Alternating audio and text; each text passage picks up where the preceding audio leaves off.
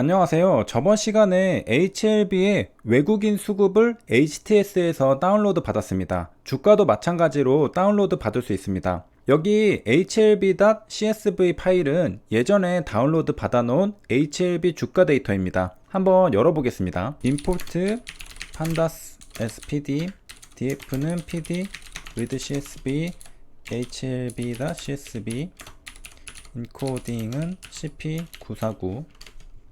이렇게 시가, 고가, 저가, 종가를 불러올 수 있고요. 거래량도 있고 개인, 기간, 외인의 수량도 나와 있습니다. 우리가 필요한 건 주가 데이터인데요. 따로 뽑아 보겠습니다.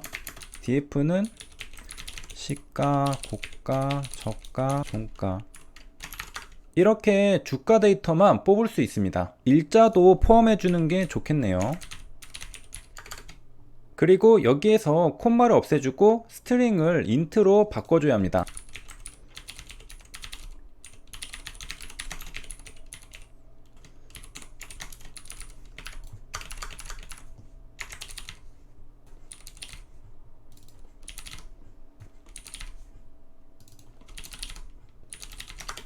자, 이렇게 콤마가 없어지고 인트로 변환된 걸 알 수 있습니다. 우리가 주가 데이터만 있으면 의미가 없겠죠. 간단한 정보를 얻을 수 있는데요.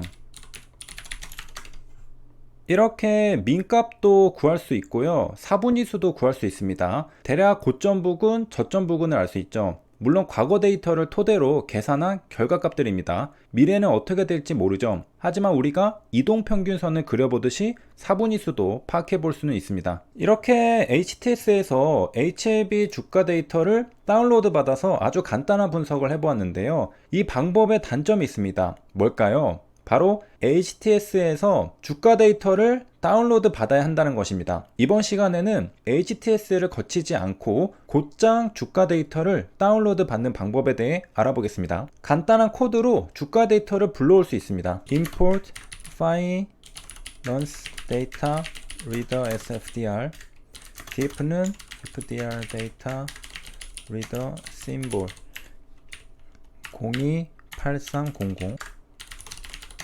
단 몇 줄의 코드만으로 순식간에 HLB 주가를 불러왔습니다. 정말 간단하죠. 1997년 9월 6일자부터 모든 주가 데이터를 불러온 건데요. 이렇게 간단하게 불러온 걸 보면 코딩은 배워두면 정말 유용한 도구라는 걸 알 수 있습니다. 이제 여기에서 우리가 필요한 날짜만 잘라서 데이터를 보려고 하는데요. 방법은 여러 가지가 있습니다. 먼저 차근차근 범위를 좁혀가 보겠습니다.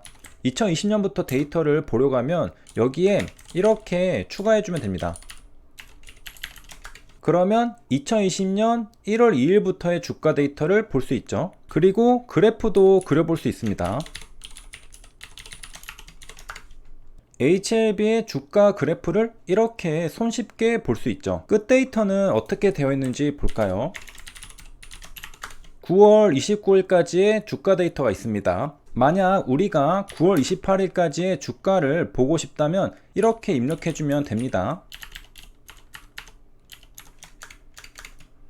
마지막 주가 데이터는 9월 28일까지로 됩니다. 이걸 CSV 파일로 저장하면 최종적으로는 우리가 HTS에서 파일을 다운로드 받는 것과 똑같은데요. 자료를 로컬 컴퓨터에 저장하고 싶을 때 사용하면 됩니다. 폴더를 열어보면 이렇게 hlb.csv 파일로 저장된 걸 알 수 있습니다. 더블 클릭해 보면요, 이렇게 주가 데이터가 CSV 파일로 저장되어 있는 걸 볼 수 있습니다. 편리하겠죠? 그냥 코드를 쭉 순서대로 실행하기만 하면 됩니다. 응용 프로그램으로 만들어서 실행하기만 하면 간편할 겁니다. 파일 이름을 날짜로 지정해 줄 수도 있는데요. 파일 네임은 df index, 타임스탬프를 스트링으로 바꿔줍니다. 그리고 스플릿한 다음에 앞에 날짜만 가져옵니다. 그리고 날짜를 파일명으로 저장하면 됩니다. 파일 네임 csv. 그러면 여기에 이렇게 날짜로 저장된 걸 볼 수 있습니다. 매일 이렇게 저장되면 날짜가 겹치지도 않으니 차곡차곡 폴더에 CSV 파일이 쌓일 겁니다. 그리고 이렇게 저장하다 보면 파일명을 바꾸고 싶을 때도 있겠죠. 폴더명을 일괄 변경하려고 합니다. 여기 폴더 모음이 있습니다. 더블 클릭하면 안에 폴더가 두 개 있는데요. 이름을 바꿔볼 겁니다. import os for file name in os list dir 폴더 모음 print file name. 이렇게 폴더 모음 안에 있는 폴더의 이름들을 출력해 보았습니다. 이름을 바꿔줄 건데요. 앞에 숫자를 변경해 주고 싶습니다. 플러스 1을 해주고 싶네요. 먼저 숫자와 폴더명을 분리할 수 있어야 하겠죠. 사용할 코드에 대한 이해를 돕기 위해 연습을 해보겠습니다. 폼은 밑에 코드를 하나 더 입력해 보겠습니다.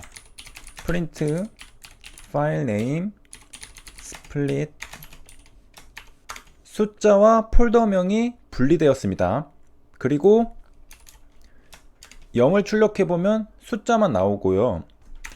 1을 출력해보면 폴더명만 나옵니다. 여기 숫자에 플러스 1을 해주고 싶은 건데요. 1 플러스 1은 2, 2 플러스 1은 3을 만들고 싶습니다. 그러기 위해서는 타입이 무엇인지 알아야 할 것입니다. 타입을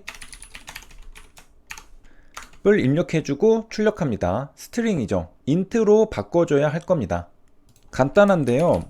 인트로 씌워주면 됩니다. 그럼 제대로 작동하는지 플러스 1을 해보고 출력해 보겠습니다.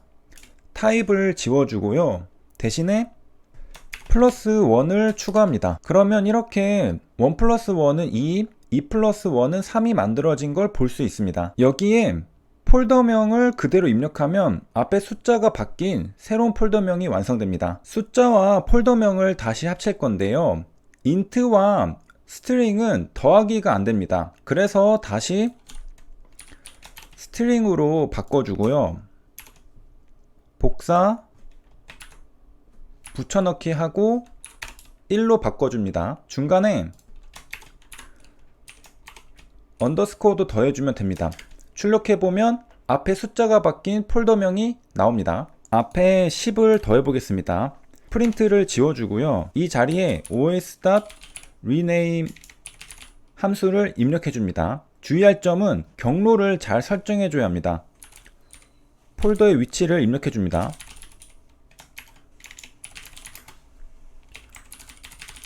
포문을 통해 폴더명을 가져와서 스플릿한 다음에 숫자 플러스 10을 해준 뒤 다시 합쳐서 이름을 새로 지었습니다. 그리고 우리는 폴더 모음 안에 있는 폴더 경로를 설정해 줬습니다. 여기는 폴더의 위치고 여기는 새롭게 지은 폴더명입니다.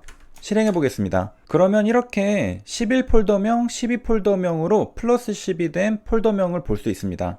한 번 더 실행하면 어떻게 될까요? 이렇게 21 폴더명, 22 폴더명을 볼 수 있습니다. 폴더명을 바꾼 것처럼 이렇게 HLB 파일명도 바꾸면 될 겁니다. 이렇게 이번 시간에는 HLB 주가를 다 몇 줄의 코드로 불러와서 CSV 파일로 저장하는 방법과 파일명을 일괄 변경하는 방법에 대해 알아봤습니다. 이제 기초 단계가 완성된 것이고요. 이렇게 다운로드 받은 주가 데이터로 여러 가지 분석을 해볼 수 있을 겁니다. 여기까지 시청해주셔서 감사합니다.